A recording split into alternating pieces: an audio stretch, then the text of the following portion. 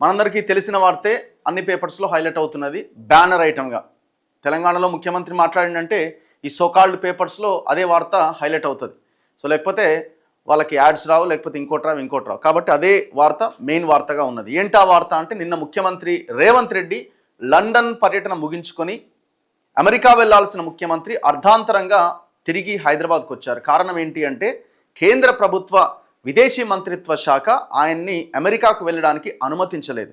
కారణాలు ఏంటి అంటే, ఒక సింగిల్ లైన్లో చెప్పింది, మీరు ఇచ్చిన షెడ్యూల్కి, మీరు వెళ్తున్న దానికి, మీరు డిస్కస్ చేసేదానికి సంబంధం లేదు అని ఒక చిన్న లైన్లో చెప్పింది.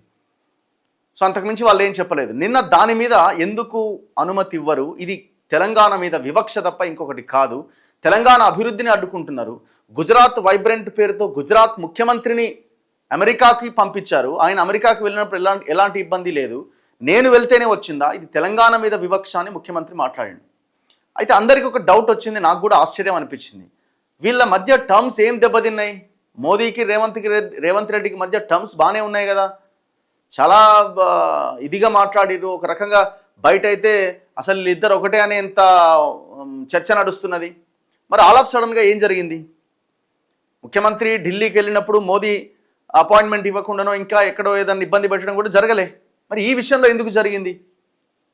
ఇది ఒకటి ఆలోచించాలి.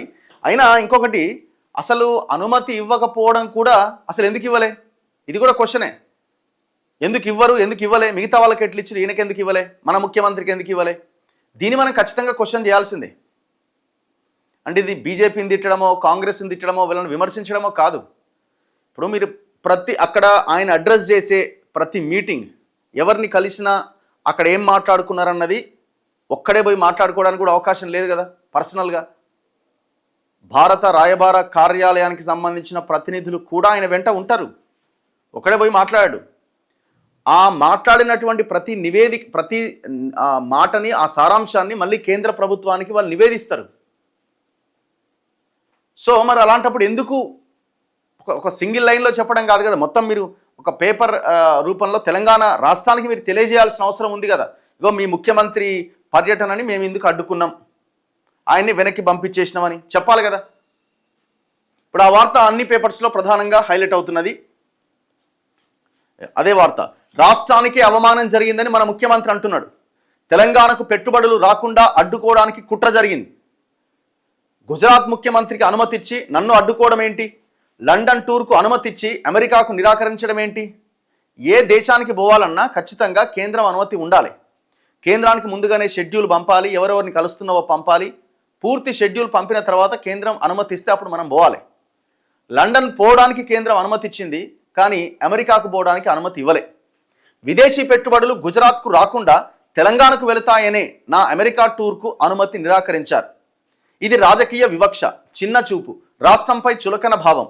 ఇంకా గుజరాత్కు ముఖ్యమంత్రి సలహాదారుగానే మోదీ వ్యవహరిస్తున్నారు. ఆయన వ్యవహార శైలి అట్లనే ఉన్నది. సత్సంబంధాలకు మేం ప్రయత్నిస్తున్నా కేంద్రం మాత్రం సహకరించట్లే. ప్రధాని మోదీ పాకిస్తాన్ వెళ్ళొచ్చు, మేము అమెరికా వెళ్ళకూడదా? విదేశాల్లో ఎవరినైనా కలిసేది షెడ్యూల్ ప్రకారమే కలుస్తాం. అక్కడ అడుగడుగున వెంట విదేశీ రాయబారులు ఉంటారు. నా లక్ష్యాన్ని మాత్రం అడ్డుకోలేరు. ఒప్పందాలతో అధికారులు తిరిగొస్తారు. కేంద్రం ప్రధాని మోదీపై తీవ్ర స్థాయిలో ధ్వజమెత్తిన ముఖ్యమంత్రి రేవంత్ రెడ్డి సురేఖాంశంపై కమిటీ నిర్ణయం తీసుకుంటుందని వ్యాఖ్య. ఏం కమిటీ? క్రమశిక్షణ కమిటీ. ఈ టోటల్ ఎపిసోడ్లో, ఈ టోటల్ ప్రెస్ మీట్లో కొండా సురేఖ అంశాన్ని ఎక్కడా కూడా ప్రస్తావించలే. ఎవరో ఒక జర్నలిస్ట్ అడిగిన ప్రశ్నకి మాత్రం అది కమిటీ అంటే క్రమశిక్షణ కమిటీ నిర్ణయం తీసుకుంటుంది అని వదిలేసిండు. జస్ట్ ఆయన బయటికి వెళ్ళిండో లేదో, అటవీ శాఖ అధికారులకు సంబంధించిన డిప్యుటేషన్ విషయంలో 20 మంది అధికారుల డిప్యుటేషన్ రద్దు చేస్తూ నిర్ణయం తీసుకున్నారు, మంత్రికి తెలవకుండా. ఇక్కడ క్వశ్చన్కి అక్కడ రిజల్ట్ వచ్చింది. దీన్ని బట్టి ఏమర్థమవుతుంది? ఆమెని తప్పించేటువంటి ప్రయత్నాలు జరుగుతున్నాయి. అయితే ఇక్కడ పాయింట్ చెప్పిండు ఆయన, ఏమంటున్నాడు? నా లక్ష్యాన్ని అడ్డుకోలేరు, ఒప్పందాలతో అధికారులు తిరిగి వస్తారు. అయితే ఇక్కడ కేంద్రము ఓన్లీ ముఖ్యమంత్రి రేవంత్ రెడ్డిని మాత్రమే అడ్డుకున్నది, ఆయన్ని మాత్రమే పోనివ్వకుండా అడ్డుకున్నది. ఎవరైతే డెలిగేషన్ ఆయనతో పాటు వెళ్ళారో ఆ డెలిగేషన్ మళ్ళీ అమెరికా వెళ్ళిపోయింది. ఆ డెలిగేషన్ మాత్రం అడ్డుకోలే. ఇప్పుడు అడ్డుకుంటే మొత్తం అడ్డుకోవాలి.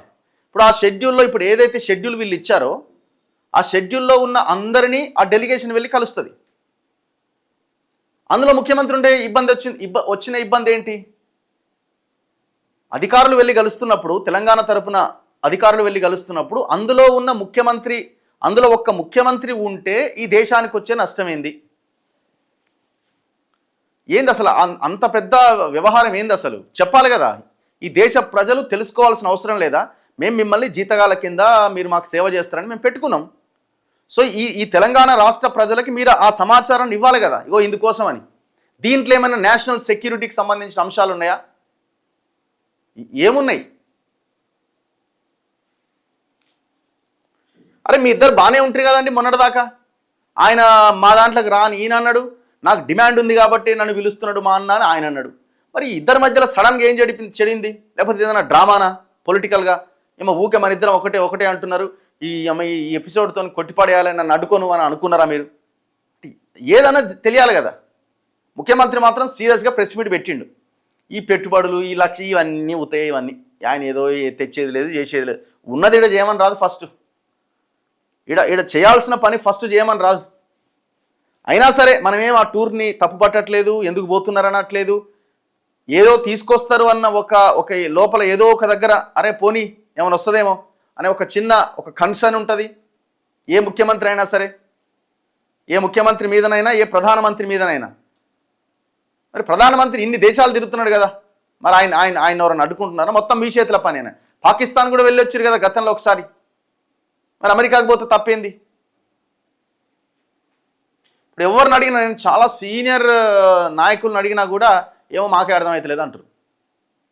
ఢిల్లీలో ఉన్న ఒక సీనియర్ ఐఏఎస్ అధికారి సంబంధించిన వాళ్ళని నేను అంటే తెలుసుకోవడానికి చాలామంది కాల్ చేసిన, అసలు ఏంది అని. ఎవరు నాకు తెలియదు, మాకే అర్థమవుతలేదు నీకేం చెప్పాలంటున్నారు. ఢిల్లీలో ఉన్న మాకే అర్థమవుతలేదు నీకేం చెప్పాలంటున్నారు. సో వెరీ ఇంట్రెస్టింగ్ ఇది యాక్చువల్గా.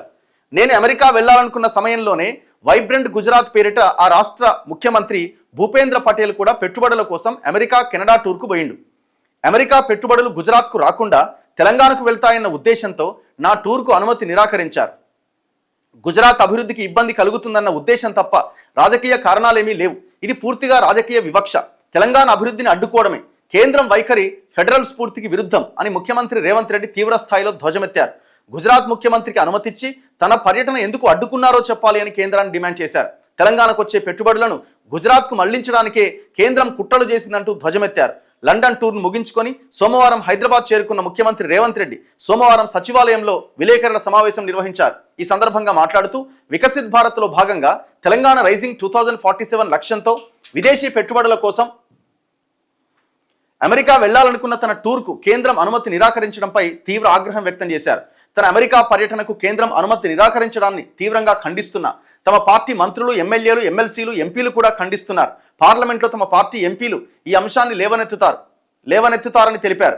తెలంగాణను కేంద్ర ప్రభుత్వం చులకనగా చూస్తోంది, చిన్న చూపుతో వివక్షను ప్రదర్శిస్తోంది. నా అమెరికా టూర్కు అనుమతి నిరాకరించడం అంటే 4 కోట్ల మంది తెలంగాణ ప్రజలను అవమానించినట్టే. పైగా అనుమతి నిరాకరణకు రాజకీయ కారణాలు ఆపాదించడం సమంజసం కాదు. లండన్, అమెరికా టూర్లకు సంబంధించి విదేశాంగ శాఖకు దర్యాప్తు చేసిన సమయంలోనే అన్ని సమావేశ వివరాలను వెల్లడించాను. అయినా లండన్ టూర్కు అనుమతిచ్చి అమెరికాకు అనుమతి నిరాకరించడం ఏంటని ప్రశ్నించారు. మోదీ ఇంకా గుజరాత్కు ముఖ్యమంత్రి మాదిరిగా, సలహాదారు మాదిరిగా వ్యవహరిస్తున్నారు. కేంద్రం వైఖరితో తెలంగాణకు రావాల్సిన పెట్టుబడులు రావేమో అన్న తమ ఆక్రోశమని అన్నారు. కేంద్రంతో సత్సంబంధాలు కొనసాగించాలని తాము ప్రయత్నిస్తుంటే కేంద్రం సహకరించట్లేదని తప్పుపట్టారు. మోదీ ప్రధాని అయిన తర్వాత దేశంలో ప్రజాస్వామ్యం సన్నగిల్లి నిరంకుశత్వం పెరిగింది. 2047 నాటికి రాష్ట్రాన్ని $3 ట్రిలియన్ ఎకానమీకి తీసుకెళ్లాలన్న లక్ష్యంతో ముందుకు సాగుతున్న తెలంగాణ ప్రభుత్వాన్ని కేంద్రం అడ్డుకుంటోంది. ఇక దంచిండు స్పీచ్గా, తెలుసు కదా ఎట్లుంటుందో. కానీ ఒకటి మాత్రం పాయింట్ ఏంటంటే ఆయన మాట్లాడిన టోటల్ దాంట్లో ఎందుకు అడ్డుకున్నది, అడ్డుకోవాల్సిన అవసరం ఏమున్నది, పంపించాలా? అరే మొత్తం పెట్టండి, మొత్తం ఆయన చుట్టే పెట్టురు, బెటాలని పెట్టురు, ఏడిపోతుండే ఎవరిని కలుస్తుండో అని. మొత్తం భారత రాయబార కార్యాలయం ఆఫీసే ఆయన చుట్టూ తిప్పురి. ఎవరొద్దన్నారు? మీరు తర్వాత ఆయన ఎవరెవరిని కలిసిండో తెలుసుకొని ఆయన తెలంగాణకు వచ్చిన తర్వాత, దేశంలో అడుగుపెట్టిన తర్వాత ఆయన ఒకవేళ యాంటీ సోషల్ ఎలిమెంట్స్ని ఎవరినైనా కలిస్తే అరెస్ట్ చేయరి. లేదు తెలంగాణ ప్రజలకి వీళ్ళని కలుస్తున్నాడు, కాంగ్రెస్ వైఖరి ఇదని ప్రజలకు చెప్పండి. భారత ప్రభుత్వం ఇంత అనుమతి లేకుండా ఏ రాష్ట్రమైనా ఏమైనా విదేశాలకు వెళ్ళి మనం చేయడానికి అవకాశం ఉందా? లేదు కదా. రూపాయి పెట్టుబడి రావాలన్నా మీ అనుమతి లేకుండా మళ్ళీ రాదు కదా. ఇప్పుడు ఆ మెట్రో ఫేజ్ 1కి సంబంధించి ఎక్కడో జపానోడు ఏదో రుణం ఇస్తే, జపాన్ కంపెనీ వాళ్ళు రుణం ఇస్తా అని ఓకే అన్న తర్వాత కేంద్రం అడ్డుకున్నది కదా. కారణం ఏంటి అంటే వాళ్ళు రకరకాల కారణాలు చెప్తున్నారు. ఎందుకు ఆ కంపెనీ, ఎందుకు ఎస్బీఐ ఉన్నది కదా, అది ఏదో మాట్లాడుతున్నారు. అంటే మీరు ఒక్క రూపాయి కూడా రావడానికి, రాష్ట్రానికి రావడానికి మీరు అడ్డుకోవచ్చు విదేశాల నుంచి. మీ పర్మిషన్ లేదు, అసలు అవకాశమే లేదు.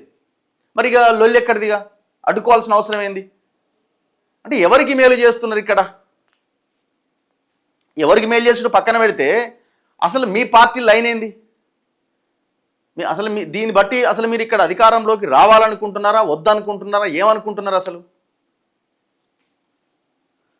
సో ఇట్లా ఇక నిన్న మాట్లాడిండు. ఇప్పుడు ఈయన మాట్లాడిన దాంట్లో కూడా అన్ని తెలుసు కదా, అన్ని డంబాచారం ఏదో అంటారు కదా, కేసీఆర్ ఏదో అనేది కదా, అట్లే ఉంటుంది, డప్పు భజన లాగా ఉంటుంది. అంతకుమించి ఏమున్నది? ఏం ఒరిగింది 3 సంవత్సరాల్లో? ఏమన్నా ఒరిగిందా 3 సంవత్సరాల్లో?